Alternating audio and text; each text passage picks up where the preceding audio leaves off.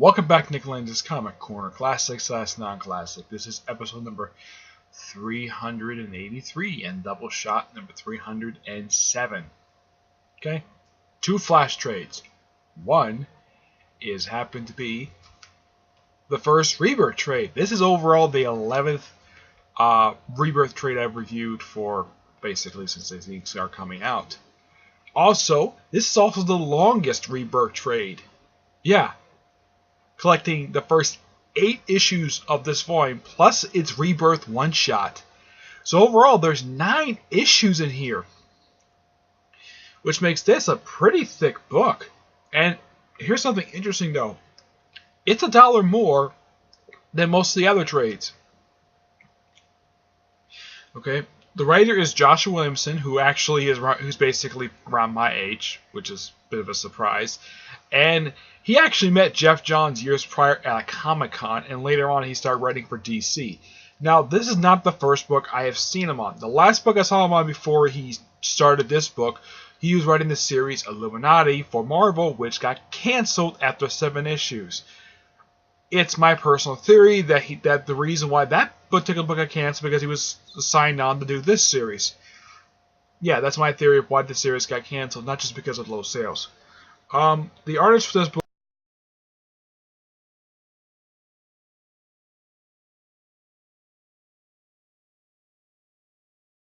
Yeah. Now this guy I actually saw on 2 different series prior to this. He was the artist of All New X Factor for all 20 issues of that series, and he was on the Secret Wars miniseries Executioner's Song. So I've only seen this guy on a couple books. Yeah, Williamson, prior to this book, only 1. Yeah, I think this is overall his second book, basically, he did.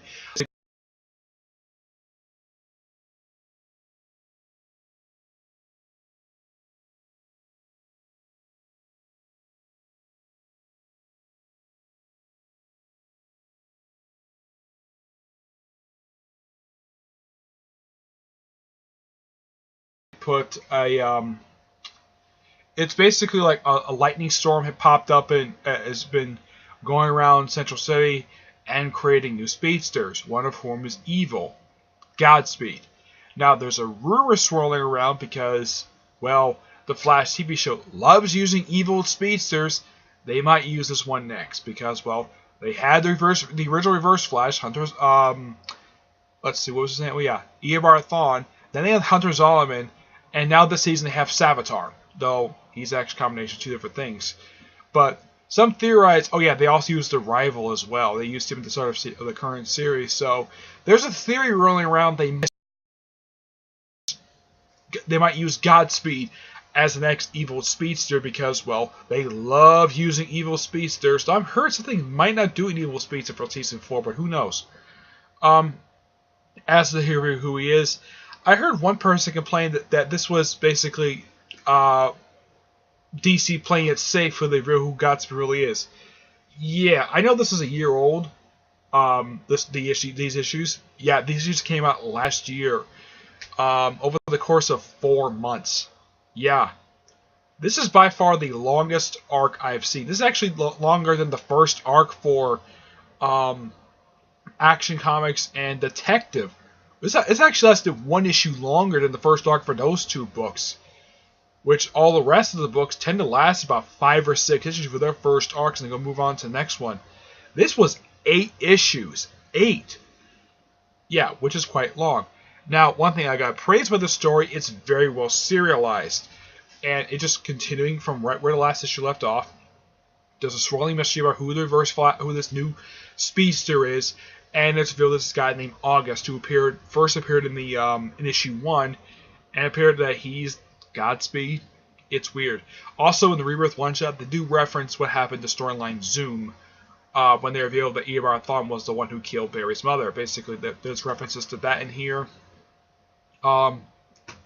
They revealed that the person behind the speed storm was actually caused by a technician at Star Labs. Well, they gotta throw in Star Labs because, well, it's the Flash. Star Labs is commonly associated with the Flash. I want to show some artwork here. Yeah, there's this new character, Melina, who actually who becomes sort of Barry's first love interest. And then later on, he starts dating Iris West because, well, you gotta count with the shade. But the ending of this is left untouched for a while. It takes 12 issues for Williamson to resolve that little plot thread that happened at the end of this, basically, where during the course of this storyline, Melina, who Barry basically fell in love with and had a brief relationship with, she apparently is killed by Godstorm. And I'm not going to spoil exactly now what happened with her. Now they show like a glimpse of her at the end. That is not resolved until that little thing is not followed up until issue 20. Yeah, you have to wait 6 months to get that plot thread resolved because Williamson had thrown a bunch of other stuff out here. Basically, I got to admit this about Josh Williamson. He is a fan. He's an old school. He's basically a fan of the Flash, and he writes them really, really well. This storyline is amazing.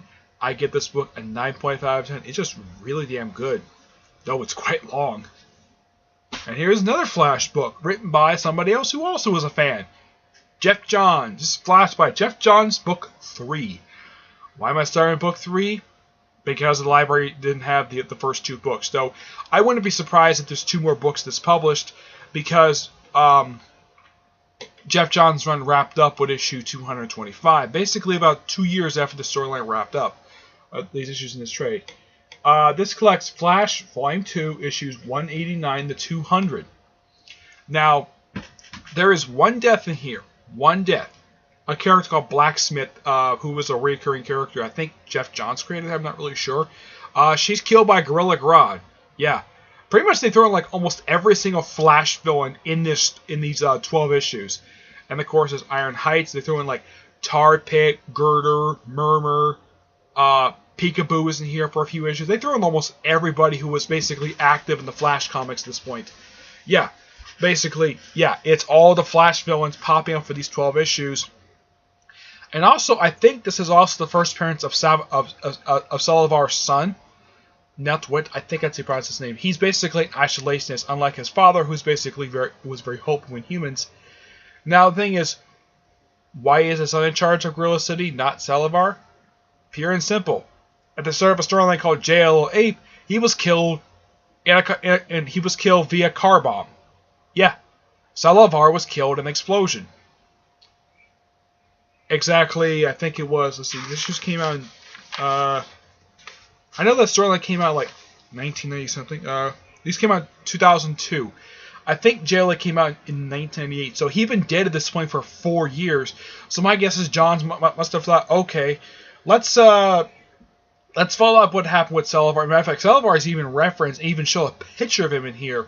One of the best things about this particular set of 12 issues, we get introduced, we get to see Hunter Zolomon, that's him, right there, become the second Reverse Flash. Well, they call him Zoom, but it's the second Reverse Flash. And he's actually a pretty dang good villain, and I should point out, though, while he's around, he only appears, I mean, as long as he was around prior to the start of the third volume of Flash, he only appeared just in Flash. His only appearances outside of Flash were in the JSA, I think it was 2010 giant-sized book. I believe he appeared in the second one. Yeah, he appeared in the second one for 2010. And he appeared in the issue of Wonder Woman. And that's really it. Unlike his predecessor, who appeared not only in Flash, but also Secret Society of Supervillains and a bunch of other books. At the end of this thing, it sets up a storyline that goes on for about a year in the Flash books. Basically, where Wally... Now, Wally, basically, he basically, him being the Flash is publicly known. That stops with issue 200. Yes, that stops. Because the death of Wally's... Well, the apparent death of basically Wally's kids, that sort of gets resolved basically when Linda, his wife, basically gets pregnant again with the same twins. They come back, and they later have 2 kids, basically. Well, I believe one of his name is Iris. The other one, I don't remember the other one's name, but they become speedsters like Wally does when Mark Waid takes over the book, basically issue 31. Now, I should point out, though, that basically 30 issues after issue 200 came out, the series was briefly put on hold for a year. Basically, it was sort of briefly canceled. They ended this book and they replaced it with the Flash Fastest Man Alive series, where it had Bart Allen, the grandson of Barry Allen, take over as the Flash for 12 issues, and in the last issue he gets killed by the Rogues. And then Wally comes back, and basically he's back in his own book for about 17 issues. Book ends, Final Crisis, Barry comes back, he gets a new run, and of course Geoff Johns comes back to all those 12 issues, which leads into Flashpoint. The issues in here are really good. For some people, like my friend Tivia, he loves this run. He loves Wally West as the Flash. He grew up with Wally West as the Flash. Me, I didn't grow up with Wally West as the Flash. When I started reading DC Comics, Barry Allen's back being the Flash. And that was 7 years ago. Yeah, I've been reading DC Comics now for 7 years. And Barry was actually the one I was reading when I started reading DC Comics. I was a little hesitant again Flash, but then I read Flash, and it's freaking amazing. As of right now, I've read every single issue of Flash ever released. No, seriously, I took the time and actually did that. From every single volume that's come out. And basically, the current volume is the 5th volume for the series. Now, is the series going to return to its nostalgic numbering, like Marvel's going to do eventually with some of their books? I don't know. It's a distinct possibility. Now, either one of two things might happen. One, it might be over 600 issues. Right now, basically, according to the volume 1 numbering, it's almost up to 700. That's my personal guess. Or, and this is a really big or they could just have it to where how many issues published over the course of the series. It depends on what DC wants to do when it comes to Flash. Yeah, Johns is the writer of this book, but most of the artwork is done by Scott Killings. Yeah, he's the artist here with Rick Burchett, Justin Tino, Phil Winshade, and Albert Dozo. Excuse me. It's odd, though, they don't give in the book, basically, like they do with Superman, Batman, and, of course, Wonder Woman do this as well. They don't give a credit in here for basically Flash's creator. That's something really weird. They give it for Batman, they give it for Superman, they give it for Wonder Woman. I think they even give it for the Justice League, though I haven't seen it lately. But no credit for the Flash. I mean, Wally West was created by, I think Gardner Fox created him, but they could have at least give an actual credit. I mean, why is it that Batman, Superman, and Wonder Woman are apparently the only people allowed to get their creators' credits? Though I know Harley Quinn gets it too. I know Deathstroke gets it as well. I can't honestly think of any other character who actually gets the creator credit in the book. Yeah, so it's Batman, Superman, Wonder Woman, Deathstroke, Harley Quinn. I know Nightwing gets it. Yeah, that's it. There is no other series that gets credit, that gives the creator credit. Heck, Flash has never, basically, now, if you have to look it up to see who created the Flash. Basically, I think Gardner Fox was the one who created the Flash back in the, it was John Broome was one who created the original Flash costume from the 50s. But come on, DC. You could at least put, I don't know, Flash created by whoever. I mean, there is nothing in here at all. Nothing. They look at this credits page. What is missing from this credits page? How about a credit from created the Flash? I'm sure a lot of people will be curious about this. Yes. I mean, yeah, Flash is a popular character. He's got a TV show now. Great. And also he's getting a movie, though it's a completely different Barry Allen. But come on, DC. You could at least put a credit in the trades, and also the individual issues as well. Because this is something I think a lot of people, because what? Why? Because it's not Bob Kane, or Siegel and Schuster, or the guy who created Wonder Woman, who's also the creator of the lie detector test, the polygraph. Yeah. And, and of course, Wolfman Perez gave credit for Nightwing and Deathstroke. And of course, Paul Dini and Bruce Timm get credit for Harley Quinn. But we don't get any credits for the Flash. Really? You credit to the creative team. Great. But what about who created Wally West? What about them? Who knows? That's just something, that's just my tangent on it. But this is still really good, and I still kind of wish that DC would do more trades like this for the Flash Flame too, because, well, aside from Geoff Johns and Mark Waid, Grant Morrison, and Mark Millar, they're not the only writers who did this Flame. There were several others.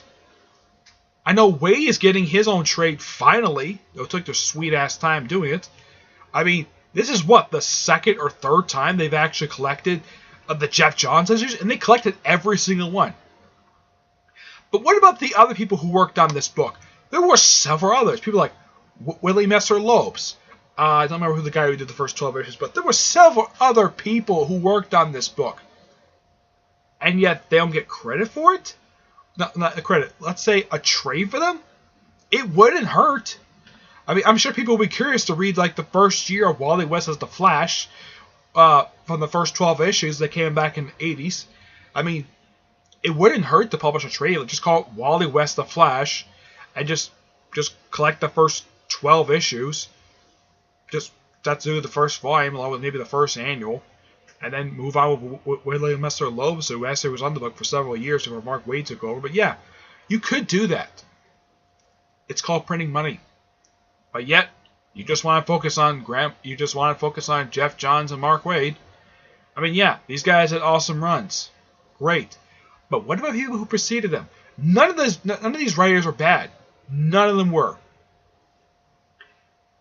And yet, Geoff Johns gets a lot of love for basically about DC Comics. I mean, yeah, people think that DC Comics' biggest, apparently DC Comics not as Batman, but also they love Geoff frickin' Johns. I mean, yeah, the guy is an awesome writer, but come on. He is not the only person who's actually worked for your damn company. You could, I don't know, give other people a chance to actually get more trades for themselves. I mean, yeah. I mean, he gets 2 or 3 printings of his trades. Everybody else gets like 1, maybe 2 at least, but yeah, he gets like 3. But despite that, these issues here are good. 9 out of 10. That's it for this episode. Stay tuned for the next episode, which is episode 384 and Doubleshot number 308. Okay? Until then, excuse me, I'll see you there. Bye.